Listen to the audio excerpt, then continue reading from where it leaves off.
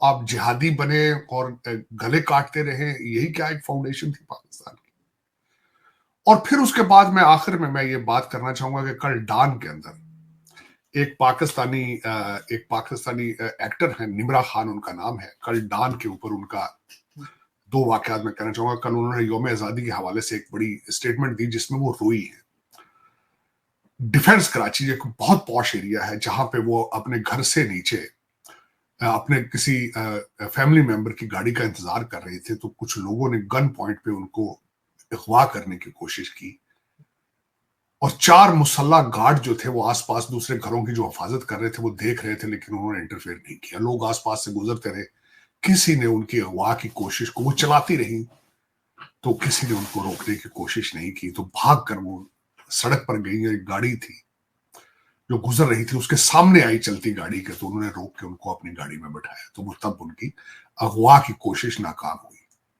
लेकिन कल वो टीवी पे आकर रोई हैं और उन्होंने आके उस इंस्टाग्राम पे, निमरा खान उनका नाम है, इंस्टाग्राम पे उन्होंने कहा आपकी बच्ची, बीवी, बहन, मां घर से बाहर नहीं निकल सकती दिन दिहाड़े भी, और वो सेफ नहीं है, तो आपके झंडे उठा के तो सड़कों पे यौम आजादी के नारे लगाना क्या मौजू है ये? क्या ये आज आपने कायदे आजम की या डिवीजन जो आप चाहते थे उसको आपने जस्टिफाई कर लिया? आपने इस्लाम के नाम पर जो किया है, आप एक इस्लामी एक कंट्री हो सकते हैं जहां 51% पॉपुलेशन महफूज नहीं है कि दिन के टाइम भी बाहर निकले और कोई दिन दिहाड़े उसको अगवा करने की कोशिश करे, रेप करने की कोशिश करे, और आप पास से गुजर जाते हैं? क्या यही पाकिस्तान है? ये क्वेश्चन है। अब उसके बाद मैं कुछ मजीद इस पे जो बोलना चाहूंगा कि आपकी आज की स्टेट ऑफ पाकिस्तान क्या है, आज आप कहां खड़े हैं, आप कौन है? क्या अरशद नदीम आपके अगले वजीर आजम होंगे? उनसे ये क्वेश्चन लाहौर एयरपोर्ट पे किया गया है, उन्होंने जवाब नहीं दिया उसका। क्या अरशद नदीम क्वालिफाई करते हैं पाकिस्तान का प्राइम मिनिस्टर बनने के लिए? ये दूसरा सवाल है।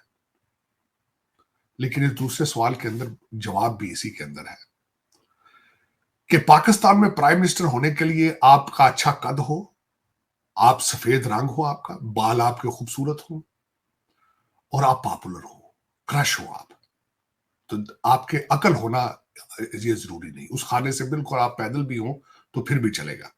लेकिन एक तो ये सवाल है, अरशद नदीम आपके अगले वजीर आजम है, खाब दो। जर्नलिस्ट ने पूछ लिया क्वेश्चन, इट मीन्स के लोगों के जहन में तो है। आपके टीवी एंकर भी मुसलसल ये कह रहे हैं कि पीटीआई उसको एज ए थ्रेट ले रही है। फिर उसके बाद दूसरा आगे चलते हैं कि आप आज कहां खड़े हैं, कि आप क्या आप एक बहसी आप कौम है, क्या आप एक कंट्री है? आप इन सारी चीजों की डेफिनेशन में पूरे उतरते हैं? और सॉवरेंटी आपकी मौजूद है? अब मैं लफ्ज आजादी को डिफाइन करने की कोशिश करूंगा कि आपका बजट जो है वो आईएमएफ बनाता है वॉशिंगटन डीसी में। ये मैं नहीं कह रहा हूं, आपके फाइनेंस मिनिस्टर की स्टेटमेंट है और आपके प्राइम मिनिस्टर की स्टेटमेंट है। क्या आजाद कौमों के बजट बाहर से बन के आते हैं? क्या आजाद कौमों की फॉरेन पॉलिसी नहीं होती? क्या रेट ऑफ गवर्नमेंट आपकी वहां पे मौजूद है? क्या चारों सूबे आपकी फेडरेशन पे एग्री कर रहे हैं? ये मैं सवाल आपसे कर रहा हूं। अली अमीन गंडापुर साहब ने अगले दिन सवाबी के अंदर, सवाबी केपी के जो खैबर पख्तूनख्वा एक सूबा है, वहां पे जलसे में उन्होंने कहा, क्या कहा था? उन्होंने कहा था मैं इस्लामाबाद पे हमला आऊंगा, इस्लामाबाद किसी के बाप की हिम्मत है तो मुझे रोक के दिखाए। एक सवाल। दूसरा, आईएसपीआर ने जब प्रेस कॉन्फ्रेंस की है तो उसका जवाब भी उन्होंने, वो चैलेंज किया, जवाब नहीं दिया, धमकी दी। उन्होंने कहा है प्रेस कॉन्फ्रेंस ना करो, जाके खान से माफी मांगो, वो तुम्हें माफी दे देगा, वो बहुत अजीम आदमी है, वो तुम्हें माफी दे देगा। ये एक खबर। दूसरा, आज की एक खबर है, इस्लामी जमहूरिया पाकिस्तान के अंदर एक बेल्जियम की खातून है, इस्लामाबाद में उनके हाथ बांध के घर के अंदर ले जाकर उनको रेप किया गया, इस्लामी जमहूरिया पाकिस्तान। और आज वो चीखती फिर रही है इंसाफ के लिए इस्लामाबाद में। आज की खबर है। क्या आप सिर्फ इस्लाम को एक टूल के तौर पे इस्तेमाल करते हैं या वाकई ही आप मुसलमान हैं? ये भी एक क्वेश्चन है। मुर्शद पाक आपको कहते हैं कि ये जमहूरियत नहीं, ये सियासत नहीं, जिहाद है, तो आप सारे जिहाद में हैं।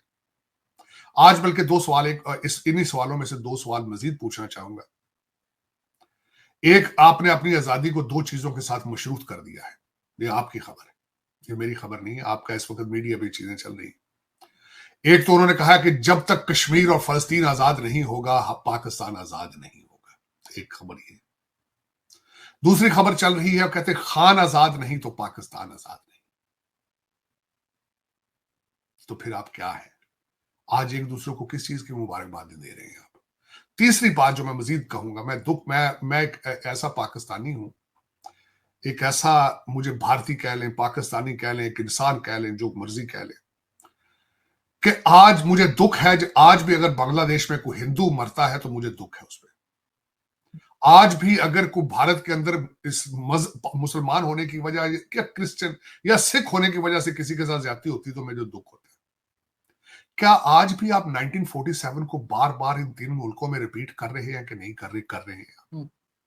फेथ बेस एक दूसरे से नफरतें कर रहे हैं, नहीं कर रहे हैं। तो फिर आप आजाद किस तरह? तरक्की क्या की आपने? क्या तरक्की किया? कोई तरक्की नहीं किया। लेकिन उसमें मजीद इस चीज पे मैं जो आगे बोलना चाहूंगा कि आज आप अगर पूछा जाए, आपसे पूछा जाए कि आप कौन हैं, क्या आपने पाकिस्तान बनाया या नहीं बनाया? आप अरब हैं, आप अफगानी हैं, आप कौन हैं? आपकी डेस्टिनेशन क्या है? आप कहां पहुंचना चाहते हैं? हिस्ट्री क्यों नहीं पढ़ते आप? अगर हिस्ट्री के और आंख खोलें तो वही, उन्हीं में से आपको जवाब मिल जाएंगे। ना आप अरबी हैं, ना आप पठान हैं, ना आप अफगानी हैं, ना तुर्की है, ना तुर्की है। आप कौन है? आप क्यों नहीं पहचानने की कोशिश करते कि आप कौन है? जिहाद जिहाद जो आप रट लगाते हैं, ये आपके खून में नहीं है। आपके आबाओ अजदाद ने जिहाद का पता ही नहीं, उनको स्पेलिंग ही नहीं आते थे भाई जिहाद क्या चीज है।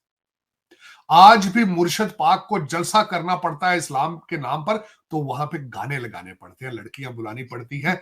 गाना क्या होता है? आज इमरान खान दे जलसे च नचन जी करता है। आज जिहाद आप क्यों खराबी करते? आप एक पार्टी करने वाली कौम है और इन्वेडर्स के सामने लेट जाने वाली कौम है। दुख के साथ कहूंगा, पाकिस्तान की बुनियाद रख दी गई थी जब यहां पे पठान भाइयों ने आके मार मार के मुसलमान करना शुरू किया। पाकिस्तान तो बनना था, एक हकीकत थी। नफरत भी होनी थी, क्योंकि उन इन्वेडर्स ने मेजॉरिटी के ऊपर जो किया, नफरत होनी थी। उन्होंने ये लोगों को, हिंदुओं में बहुत जुल्म किया, नफरत भी होनी थी, बजाय। लेकिन ये कम क्यों नहीं हो रही? इस नफरत को कंट्रोल क्यों नहीं किया जा रहा है? सिर्फ उसके पीछे एक ही वजह है, तालीम और अकानमी, दोनों इंटररिलेटेड है। तालीम आपको सिखाती है कि जज्बात को कंट्रोल किस तरह करना है, वो बात नहीं करनी जो किसकी दिल आजारी करे। फेथ बेस नफरत नहीं करनी। फेथ हर इंसान का एक अपना जाती। लेकिन सर अगर बुक्स में भी नफरत ही लिखी होगी तो फिर पढ़ लिख कर भी क्या होगा? उसमें दो चीजें, जब आपको पढ़ना लिखना सिखा दिया जाता है तो आप पे डिपेंड करता है आप किस किस्म की किताबें सिलेक्ट करते हैं, आप किस डायरेक्शन में जाना चाहते हैं। लेकिन अगर आपको पढ़ना ही ना आता हो तो फिर क्या करेंगे आप? आज आप उस जगह पे खड़े हैं, आपको पढ़ना ही नहीं आता। इस वक्त 3 करोड़ बच्चा पाकिस्तान का स्कूलों में नहीं जा रहा है। उस बच्चे को आप किस तरह कहेंगे कि यू पिक समथिंग? वो फिर जाके इमरान खान के जलसे में नचन जी करता है, वहां बिरयानी खाता है, पार्टी करता है, और उसको कहा जाता है ये जो तू डांस कर रहा है ये इबादत है। पाकिस्तान सेना के प्रमुख जनरल असीम मुनीर ने धमकी देते हुए कहा कि अगर उनके देश पर किसी भी तरह का हमला होता है तो पाकिस्तान की जवाबी कार्रवाई दूर तक जाएगी। हमारे खिलाफ चाहे जो भी बहुस्तरीय और बहुव्यापी खतरा हो, हम एकजुट और आश्वस्त हैं। पारंपरिक और गैर पारंपरिक, गतिशील या सक्रिय, हमारे खिलाफ युद्ध का जो भी तरीका इस्तेमाल किया जाएगा, हमारी जवाबी कार्रवाई तुरंत और दर्दनाक होगी। हम निश्चित रूप से दूर तक और गहराई से हमला करेंगे। मुनीर ने आजादी परेड को संबोधित करते हुए ये बात कही है। पाकिस्तान बनने के 77 साल पूरे होने की परेड रविवार देर रात काकुल में पाकिस्तानी सैन्य एकेडमी में आयोजित की गई। माना जा रहा है कि यह धमकी सेना प्रमुख अपने 3 पड़ोसियों यानी भारत, अफगानिस्तान और ईरान को दे रहे हैं, क्योंकि तीनों के साथ ही पाकिस्तान का विवाद चल रहा है। इसमें भी खास तौर पर से ये धमकी भारत के लिए है। मुनीर ने आगे कहा कि हम जानते हैं कि आजादी मुक्त नहीं है और इसके लिए कई बहादुर बेटे बेटियां हमेशा अपनी जान देने के लिए तैयार हैं। उन्होंने ये भी कहा कि उन्हें विश्वास है कि पाकिस्तान के लोग उनके सुरक्षा बल कभी पीछे नहीं हटेंगे और किसी को भी देश पर बुरी नजर नहीं डालने देंगे।